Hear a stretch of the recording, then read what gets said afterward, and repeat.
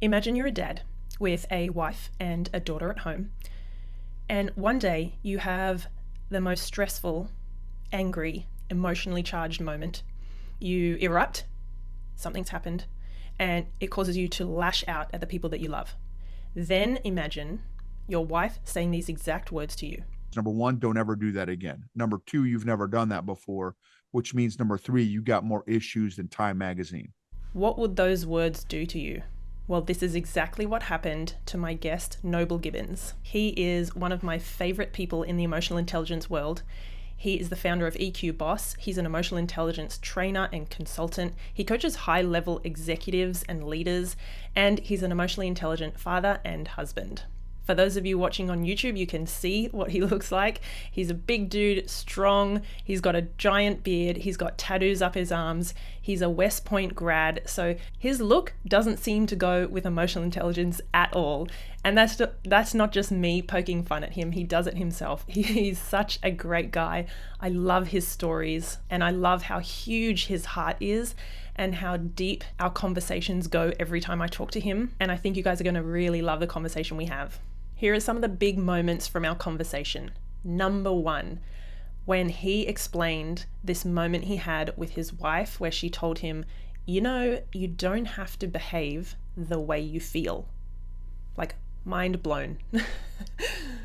Second thing was when he learned that what goes for his child goes for him too. He wanted his daughter, obviously, not to blow up, not to be rude, not to be hurtful, to know how to manage her emotions and things like that. He realized that he had to hold himself to the same standard. And the last one was, we talked about how we can accommodate for our kids when they're emotional, but still hold boundaries around their behavior. So that was a really, really powerful part of the discussion. I don't want to give everything away, but I have to drop this powerful quote that Noble shared with me. What you do speaks so loudly, I can't hear what you say. How powerful is that? He also shared a really great exercise, something really simple yet profound that you can do with your family. He's done it with families, he's done it with his own. He's also done it with people that he coaches in high-level positions in workplaces. And so I really encourage you guys to listen right to the end where he shares that. It is so, so cool. This is like a mini coaching session and an interview all in one. Okay, so if you're new here, I am Stephanie Pinto. Welcome to the podcast. This is the Emotionally Intelligent Parenting Podcast. So, of course, it's going to be about all things emotional intelligence, all things parenting, child development, psychology. Oh, I love this stuff. I hope that you love it as much as me, or I hope at least you take something away from this episode in particular with Noble. Just before we dive in, I want to acknowledge the Darug Nation, who are the traditional custodians of the land on which I live, work, and record this podcast. I pay my respects to all First Nations people, elders, and ancestors, and I acknowledge that sovereignty was never ceded, and I stand in solidarity towards a shared future. All right, guys, let's jump straight into it. Enjoy. Hey, Noble, how are you? It is so good to see you. I am so glad you're here. I love that you have such a huge energy, such high energy whenever even before. So we chatted for like 5-10 minutes because we haven't caught up for a while. And the moment you come on Zoom, hey, like, how are you? What are you doing? And we chat about the family and things like that. And I love it. Like, you guys can't, well, if you're watching on YouTube, you can see, but those of you listening, you can't see the giant smile on my face because that's just the energy you bring. So thank you for being here. Awesome. Thank you. So, okay, for the people who don't know a little bit about you and your work, you have just come from combat cuddles, so you're going to have to explain to everyone what that is. And you're all things EQ, emotional intelligence, and that's the stuff that I love to talk about a lot. And I was also saying I haven't had too many people I haven't really had any. The podcast only started in November 2023. And so I haven't had anyone else who just does emotional intelligence on there. So I'm really looking forward to picking your brain and hearing your stories and things like that. Anyway, can you just describe to everyone what is combat cuddles? Yeah, so it's so funny. I remember we came to speak a number of years ago, 5 to 8 years ago, to Sydney, Melbourne, and Perth, and you guys call hugs cuddles. And I didn't know that. It was the funniest thing ever. So combat cuddles is Brazilian jiu-jitsu. So my daughter's 16, and I've been doing Brazilian jiu-jitsu for 8 years now. My daughter's been doing it for about 3 or 4 years, and it's my mental, emotional, physical, spiritual fitness program, part of my fitness program, because it's a great way to practice and work on your emotional health and emotional intelligence for sure. Mm, that is so cool. Yeah, I know. Again, for those of you who are just listening on the podcast, if you haven't seen Noble yet, he's got, sorry, he's laughing. I can see him. Giant beard, like big, fit, strong dude, covered in tattoos. Like, can you please give us, this doesn't really fit with emotional intelligence. Give us a bit, and I know you're a West Point grad. Like, can you just give us a bit of your background, please, so everyone gets this picture of who you are whilst they're listening? Sure, sure. So I went to college in the United States at the United States Military Academy at West Point. So it's a military school. It's a 4-year military school. Very, you can just YouTube it and you'll see some. It's very intense, very intense school, and you average 23 credit hours a semester, and a lot of smart people go there. I snuck in under the radar. so was in the military, used to jump out of airplanes in the 82nd Airborne Division to get to work. We jump out at about 1,000 feet. I was an infantry officer. I went to a school called Ranger School, which is another great spot to practice or reveal your emotional intelligence or lack thereof. You eat twice a day. You have 5 to 10 minutes to eat each meal, and you may sleep 1 to 3 hours a night. And you're moving, doing missions for 18 to 20 hours a day. So you are intentional food deprivation and sleep deprivation. And if you want to talk about revealing emotional states, it is it is no joke. Also a very intense experience. So I was in the military for a handful of years. And then after the military, I was in a business cult for 23 years. And because of my lack of emotional intelligence and lots of my emotional dysfunction, we ended up doing very, very well in that business cult because it was perfect for a guy who was emotionally needy, emotionally codependent, toxic positivity, people pleaser addiction, like just name the dysfunctions. And I had a great list of them. And again, in this toxic environment that was used a lot of manipulation and control and guilt and shame for their leadership principles. I did very, very well in that environment. And then and we spoke all over the world. Australia was one of them, Trinidad and Tobago, Canada. We spoke all over the world to thousands of people. And then about 5 to 10 years ago, I yelled at my wife 3 times in 3 weeks, and she said 3 things. Number one, don't ever do that again. Number two, you've never done that before, which means number three, you got more issues than Time Magazine. And I was like, oh, snap, babe, you're right. Went to therapy, and the therapist said, Noble, I want to introduce you to 2 revolutionary cutting edge concepts. And I'm like, I'm ready, boss. Give me the skinny. Give me the down low. And he said, feelings and emotions. And I'm like, I have no idea what you're talking about. never never heard of those before. I wasn't issued those in the military. The Army didn't give me those. No idea what feelings and emotions are. He said, that's why we're talking. Got on an emotional fitness program. 2 years into that emotional fitness program, all these areas of my life started to transform for the better. My faith, my marriage, my parenting, my finances, my fitness, my business. And I told my wife, like, babe, has this all been because I've been emotionally dysfunctional? And now I'm finally taking ownership of my emotions. So all these transformations and changes in a positive way are happening. I said, babe, I got to start a podcast, just sharing the junk in my trunk and all my lessons learned, because I can't be the only emotionally clueless guy out there. There's got to be other nobles out there like me. Hopefully I can catch them before their 40s so that they can start their emotional fitness program way earlier than I did, to save them many, many heartbreaks and disappointments and hurts and that kind of thing, and dysfunction. And so started the podcast called EQ Gangster.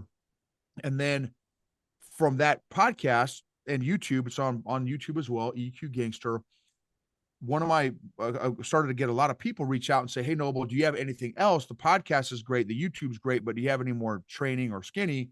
created an EQ 101 introduction and overview to emotional intelligence 12-week course, had a group out. This is probably 4 years ago. 6 months later, I had one of those attendees attend that event, call me up and said, "Hey, Noble, I attended your 6-week or 8-week, 12-week course on emotional intelligence. I'm a CEO of a large company. Could you put together an emotional intelligent leadership coaching program for me and my top 9 executives?" And I've said, absolutely. They've been a client of mine now for 4 years. And about 4 months after that, one of my other classmates from West Point called me up and said, "Hey, Noble, I just landed this contract with a $4 billion big giant construction company, but I got hired on as the COO of a completely different company. I can't fulfill that coaching contract. Can I sub you out to do some leadership coaching for me? And can you include your emotional intelligence stuff?" I'm like, "Yeah, of course, bro." So I was doing stuff for me and stuff for him. His company's called Arrowhead Leadership. And now, so 4 years after working together with him, we are merging this year. We've merged our companies together. So now all our corporate stuff, or all our corporate companies that we're working with, are all under Arrowhead Leadership. And then all my, one-on-one little onesies and twosies and my YouTube and my podcast are still under EQ Gangster. So that's the latest and greatest. And we're, we've spoken to the military.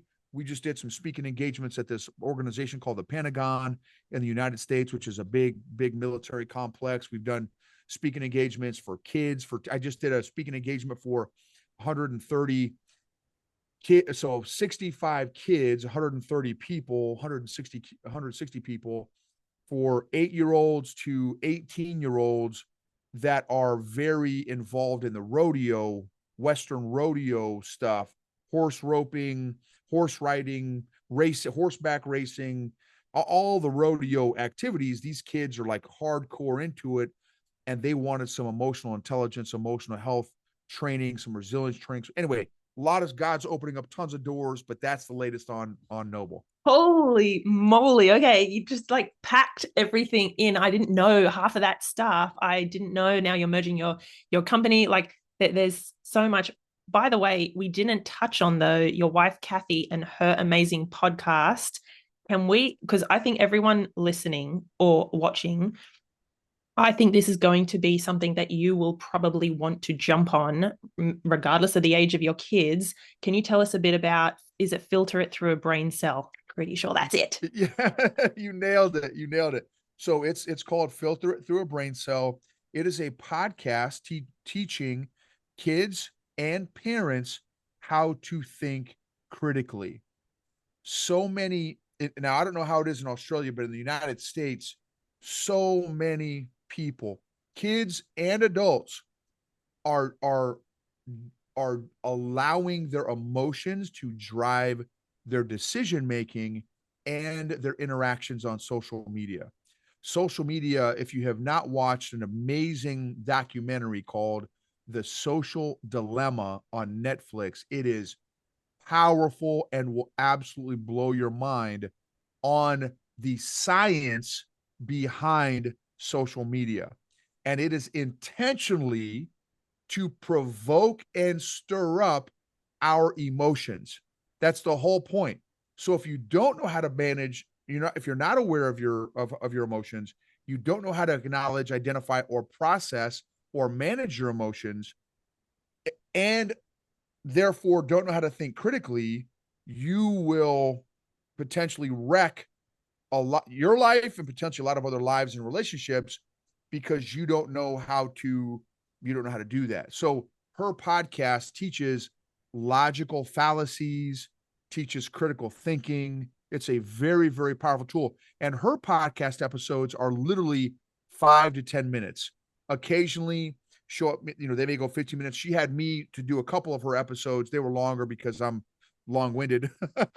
But she had my episodes that she had me on was, Noble, how should we think about our emotions? What's the emotionally healthy way to think about our emotions? And so anyway, her podcast is on fire. Whoa. Okay, so everyone get on to that. I'm going to put all this stuff in the show notes, by the way, so you can all find it. I've written down myself The Social Dilemma, Netflix. I'm pretty sure I've heard of it, haven't watched it though. And Filter It Through a Brain Cell is Kathy's podcast. Okay, so something you mentioned just before, Noble, I wanted to add my 2 cents, my experience, and it's around social media. So on Instagram, I'm posting I'm posting a bit less than I used to, but I used to post like once or twice a day, and I would do reels, and it helped me to grow my network, I guess, it grow my audience, and so I think at the moment there's about 160 something thousand people, on my Instagram, which it means I'm sending my message out there, and a lot of people are hearing it, which is good. I have to say it's good, but there are obviously some disadvantages or downsides. And one of them is because it's on social media and because everyone's behind a screen, we can say what we like. People can say what they like and they don't realize, the impact. And there was one instance where this was several months ago. And I remember thinking, thank God I know about emotional intelligence. Otherwise, I would have shut down my account and I would have been a ball of like a mess on the floor. And I would have snapped back to this comment, and probably damaged my own brand and my reputation. It was a simple reel about, I think, allowing my kids to, probably have their emotions and be really upset or angry about, a certain thing. I told it a story of something that happened at home. And one person said, this, yeah, you let your kids have their emotions. Good on you. This is, not this is, you're raising school shooters. And I was like, what? And I was like, hang on. Like it blew me away for a second. I was like, where's that connection? Like, since when is the MO of a person who goes and does those things feeling nurtured and heard and seen and cared for, and like their emotions matter, and helping, they know how to process them, like you're saying. Anyway, so there's more examples, unfortunately, but that one, as you were sort of saying, it just stuck in my mind. I've had a lot of comments, and some of them, yeah, I think, thank goodness I understand about my own emotional reaction and what that's bringing up for me and how to deal with it in the most productive, respectful, beneficial, like benefiting me way, but also noticing, other people have their emotions and their experience. It's just true for them as mine is for me, and I can't argue with that, but I can let it go, or I can do some real damage. So I'm glad you brought up that point. I just want to kind of add my 2 cents. Well, and here's another a point with that too, Stephanie, is that so many people, because the majority of people have never been trained in how to acknowledge, identify, process, or manage their emotions. Many people, as we know, are emotional. Like me, I'll tell you, me 5 to 10 years ago, I was a 40-year-old emotional 5-year-old. And so when you hear a comment like that, for me, now I'll do, I've got a few filters that I'll go through, but one is there any truth? Because I don't want to be emotional in my response. So, okay, is there any truth in their perspective that I can learn, take, grow, use to build and better myself? But number two is, what is the emotional state of the person making the comment?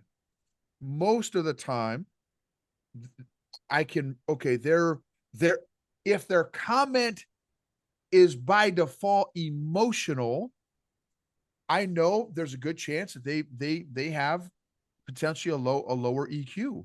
If you don't know how to, again, control and manage your emotions in your social media engagements, that is just a clue to me, a sign their EQ is probably lower. So is it appropriate for me, now that I have a higher EQ, for me to get upset at an emotional 5-year-old?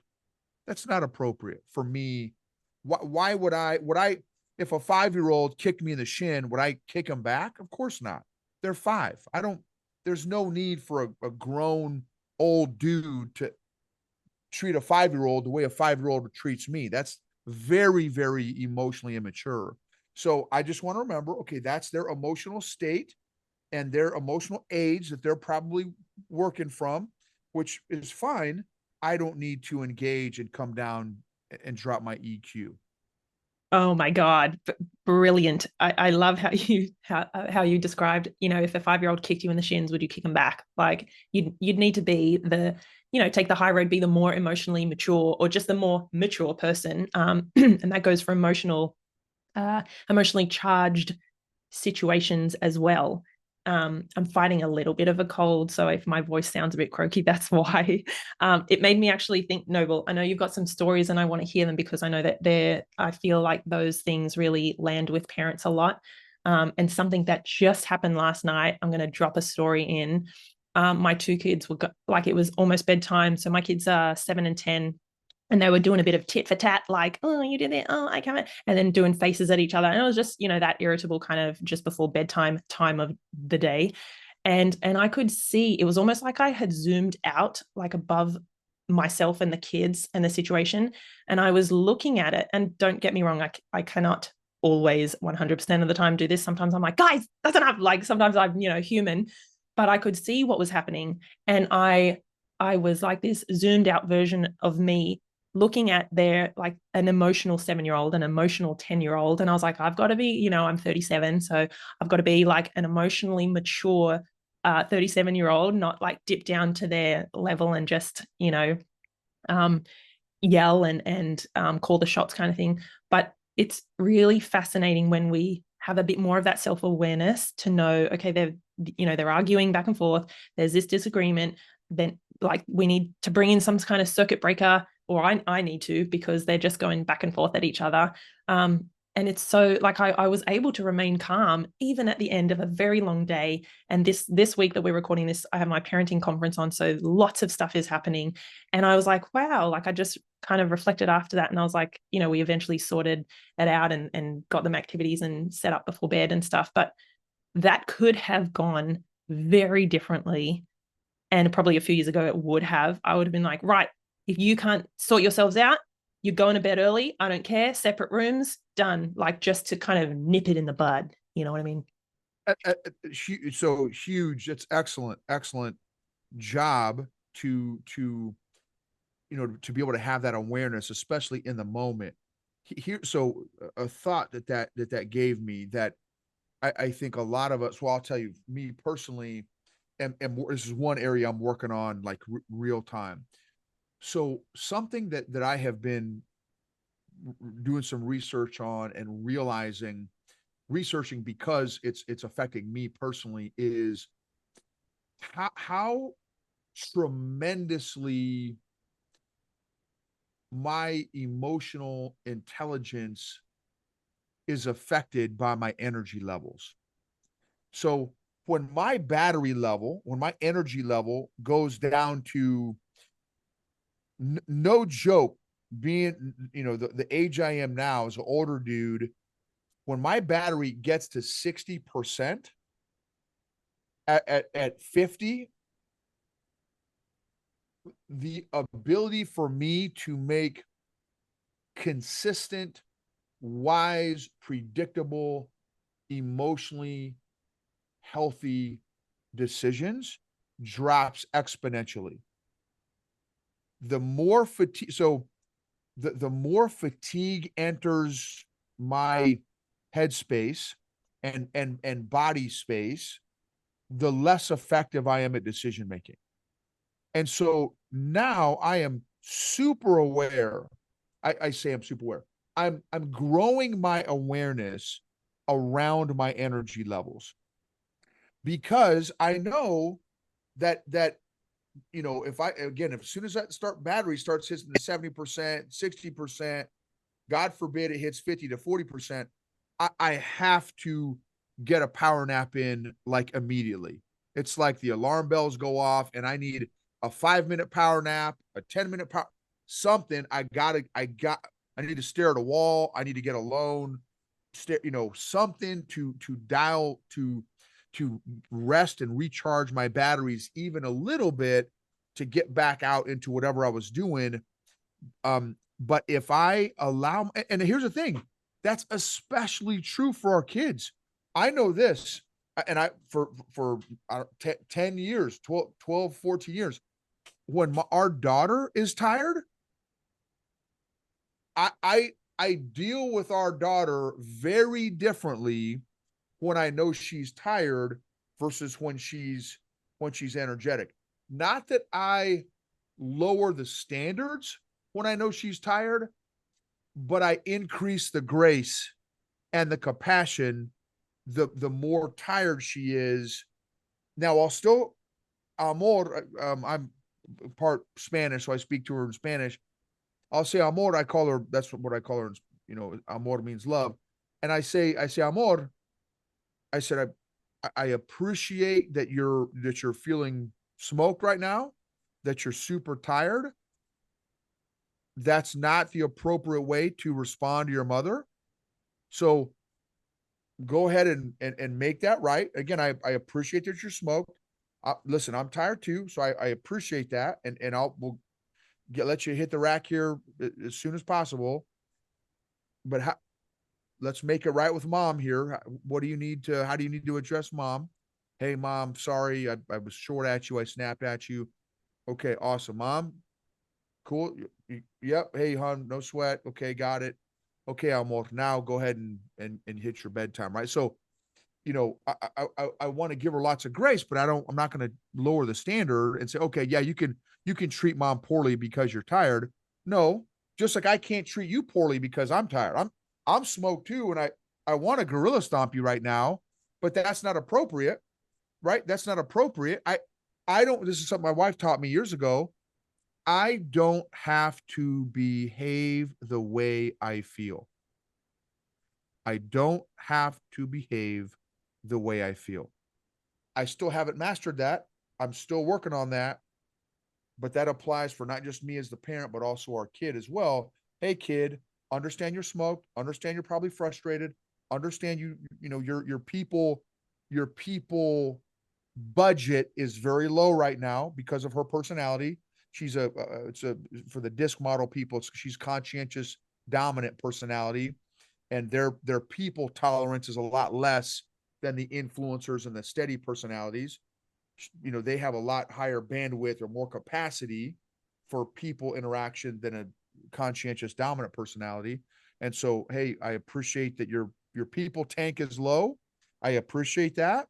There's still we don't go below this level regardless of how tired you are.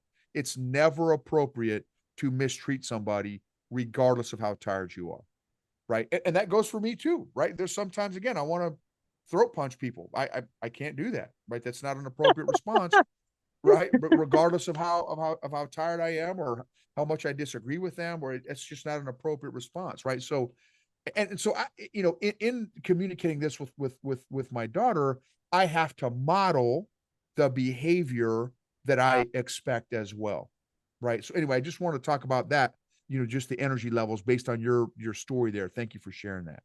Oh, whoa. So many golden nuggets. I remember when I think I had you on one of my summits last year, maybe, and you dropped the you don't have to behave the way you feel. And I remember the amount of parents who were watching and they watched your session in that summit last year, losing their minds because of how powerful and yet simple that was. Like, it's not easy to do, but it's really, really simple. Like, you know, it is very powerful. So I'm glad you mentioned that. I love also that you were talking about the word that's coming to mind for here from what you were saying is making accommodations for kids when their tank is low or their energy levels are low. I, just like you, I would like my husband to be more tolerant and patient and compassionate when I'm at my limit or I've got nothing left, or, you know, I've got, you know, I'm low on my budget kind of thing. We talk about the spoons. I don't know if you've heard about the spoon theory. It's more around, I think, the physical disability community. If you guys look up spoons theory, I think the creator or the person who sort of, I want to, yes, created that idea or concept is Christine Miserandino, I want to say. She has lupus, and she was explaining she was explaining what it was like to have lupus to a friend, and she grabbed, you know, some spoons, I think at a cafe or something, and said it's like everyone starts with a certain amount of spoons in the day, that's how much energy they have, like to get things done, to go to work, to cook dinner, or to make breakfast, or to do buttons on the shirt, and like, talk to people. And she said, some days, you might start with 20 spoons. Some days, on really bad days, I start with about 5 spoons, and that's what I have for the whole day. And I need to really be mindful about, okay, my fingers hurt today because of my lupus. What am I going to wear? Because I don't want to spend a whole spoon trying to get dressed and get out the door, and I haven't even had my breakfast, and then I've got to go to work, and then I've got to make dinner, and so on. So anyway, spoon theory, like that kind of concept came to mind, which I really love, because I talked to my husband about it, and we now can kind of, I guess, like a seesaw is in my mind. We can kind of balance a little bit more if I say to him, like, I've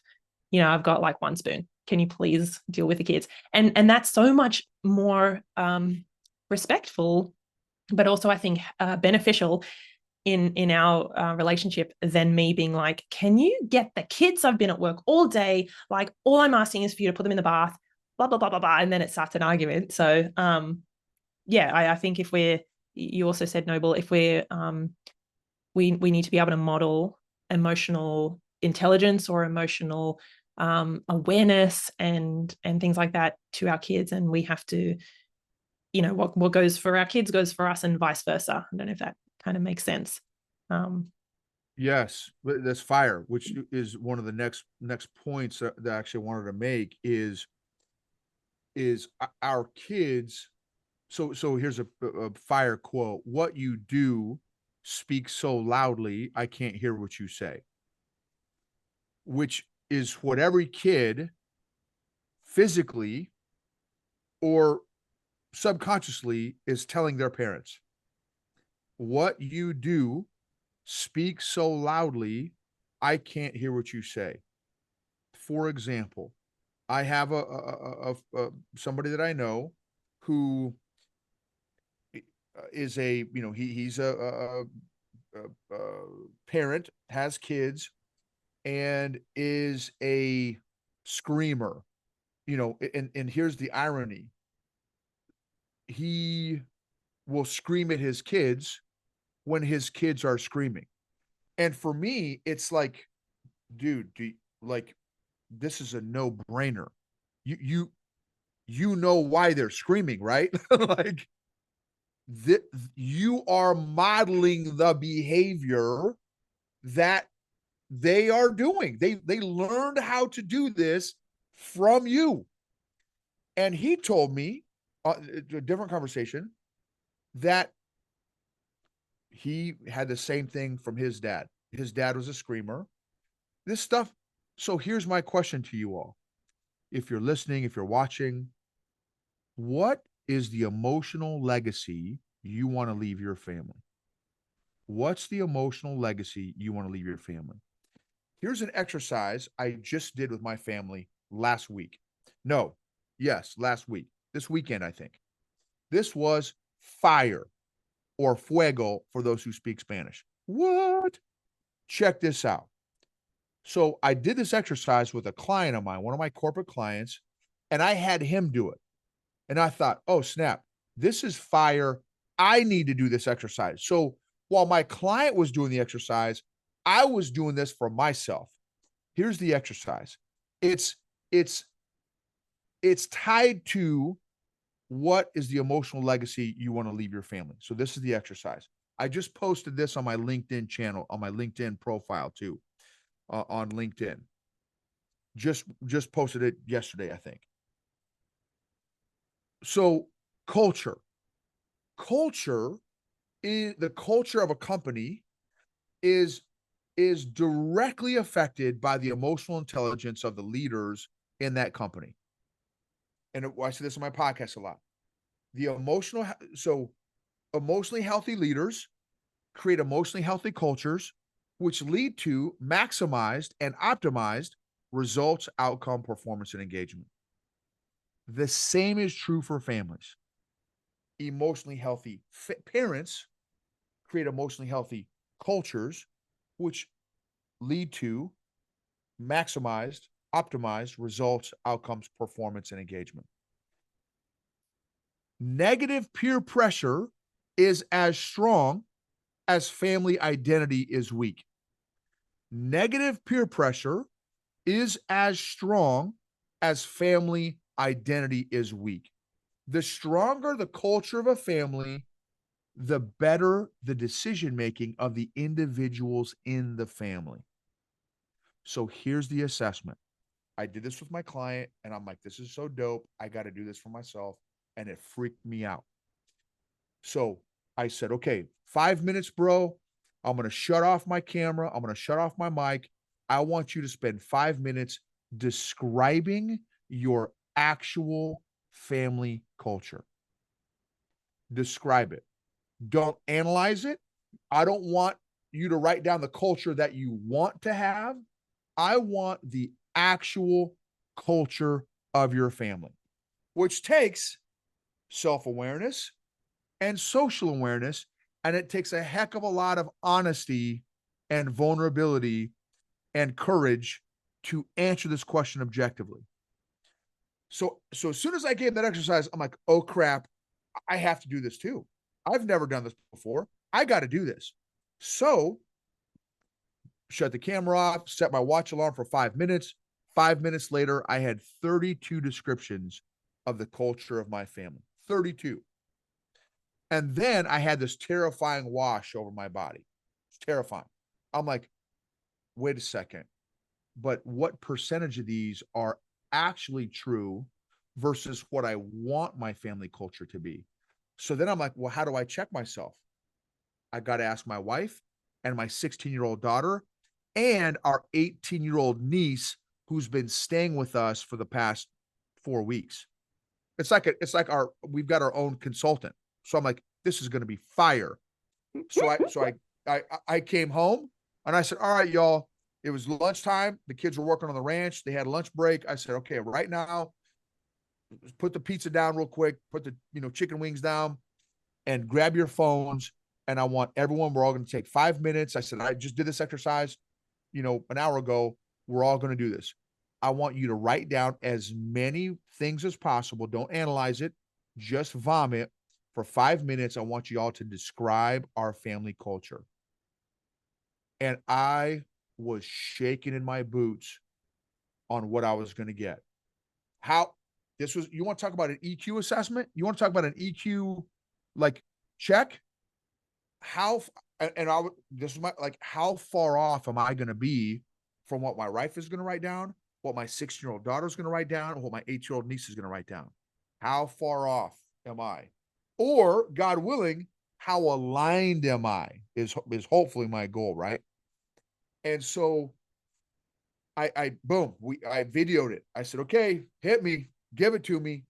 Started with my niece, then I did my kid, 16-year-old kid, then my awesome wife.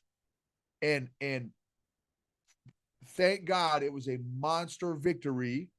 There were only a couple that I had not written down. They all made sense and we were completely aligned. And I was doing cheetah flips on how excited I was on the accuracy of how well we all described our family culture. Then the second exercise was, now we're going to take 5 minutes to describe the culture that we want. Ooh. So we just described the culture that we have, which is awesome. That's good. Excellent job. And I think we all were very accurate.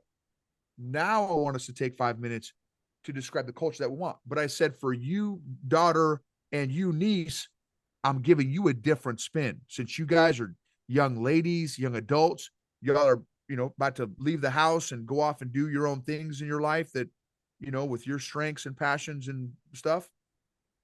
I want you two to write down, take 5 minutes, and I want you to write down the culture that you want when you have your own families. Whoa. It was fire, Stephanie. Fire. You got it. That's got to be like the Noble. You got to name that exercise because that is so powerful.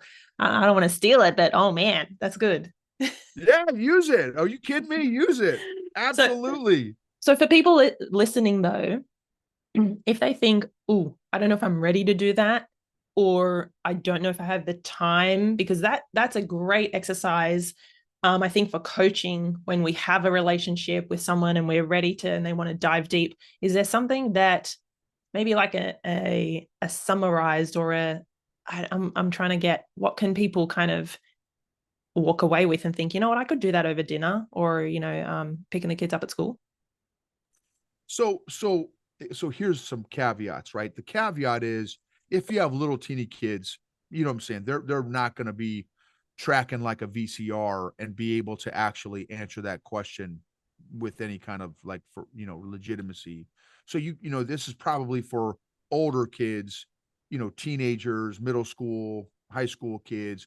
Or I got a lady, she responded to me on not Instagram, on LinkedIn. She said that her kids are grown, but she's still going to do that. Cause that was my LinkedIn post. I'm like, if you do this with your family, I'd love to hear like how it went. Like, give me what did you learn about your family? What were your takeaways? How far off or close were your responses and stuff? Right. And so, cause it's such a fascinating exercise. And she's like, all my kids are grown and I'm going to still have them do this exercise. Right. Which I think is fire. So, here's the thing. So number one is it's for older kids. The second thing though is if you want to step your toe in the water, right, is just do the exercise yourself about your family. This because my client did it. My client, he and it was he's and it throat punched him, that exercise, like absolutely throat punched him. He's like, dude, this is not the culture that I want to have. He's like, so bro, I said, okay. I said, now, obviously, the point of this is not to make you feel bad and make you feel guilt and shame and condemnation. I said, because guilt, shame, condemnation, critique, and judgment all shut down an engine. They will shut down an engine that's trying to move forward. All of those, you put all of those in an engine, that's like putting sugar in your gas tank. That's like putting dirt in your gas tank. That's like putting rocks and sand in your gas tank or in your oil, deal. Curiosity, grace, patience, discovery, growth is what you put into an engine to make the engine go and grow. So when you're doing this exercise, bro, this is where we're at on the map. Okay. Is it where you want to be on the map? No, it's not where I want to be on the map either, but it's where we're at on the map. Okay, cool. Now, at which we need to know. We need to know that. Pretending like we're in a different spot, pretending that you live in New Zealand, but you actually live in Australia, does not help you out if you're trying to get to New Zealand or if you're trying to get to America. Pretending that you're somewhere where you're not is not going to be helpful. So you got to know where you're at. So do an honest, objective assessment of where you're at on the map with grace, patience, curiosity, discovery, and growth in mind. Then you can do the next exercise of, okay, now what's the ideal culture that I want to have? And then I would take just one or two of those areas and build one or two action steps that you can apply or implement immediately to start working on that slow, intentional, deliberate culture change within your family. Can you give us an example of one area and then one action step, or like let's make this practical, like we're talking about culture and things like that. Yeah, what's an example? I'll give you an example. So both my client and this other guy I was talking about, right? Anger is Mhm. a part of their culture. It is an allowed, acceptable emotion in their family. Now, and anger is that should be an allowed, acceptable emotion. So I'm not saying not allow anger in your family because that's part of a human experience. It's the appropriate expression of anger. And both my client and this other family, they yell and scream. Neither family realizes the consequences on each other or guests who are around their family that experiences them yelling and screaming at each other. They have no concept that that is not normal and it's not healthy. But because they do it all the time, that's they think it's normal. And they're so it's so part of their culture, they don't even realize that other people are like, dude, do you not realize how you're yelling and screaming at each other is affecting not just your own family, but the entire environment around you, right? Okay, so that's the example. So one action step would be to bring awareness. So having my client do that exercise, he immediately said, dude, anger, the inappropriate expression of anger is a part of our culture, and I don't want it to be. We are a family of yellers. That's the one thing I want to start working on immediately. I want to start changing how I respond and how I react to my family because I've got to lead the way first. And I'm going to stop yelling and screaming. And instead of always bringing up the negative for my kids, this is another thing I told them in terms of our coaching session. I said, dude, why don't you start to change behavior? Why don't you start affirming, finding and affirming positive stuff instead of always finding and affirming negative stuff?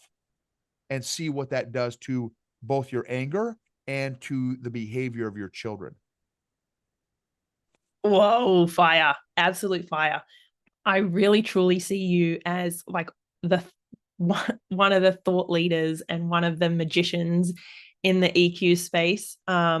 I love how you're so real and you share so openly and you've got so many stories. And you, every time I talk to you, whether it's on like this type of an interview, I've had you on my Facebook community a while ago, on the summits and the conferences, you're always sharing really powerful, practical things that we can actually do. Like, what can we actually implement to make a change today? I love that you can do that, and I love that you have your own language of like.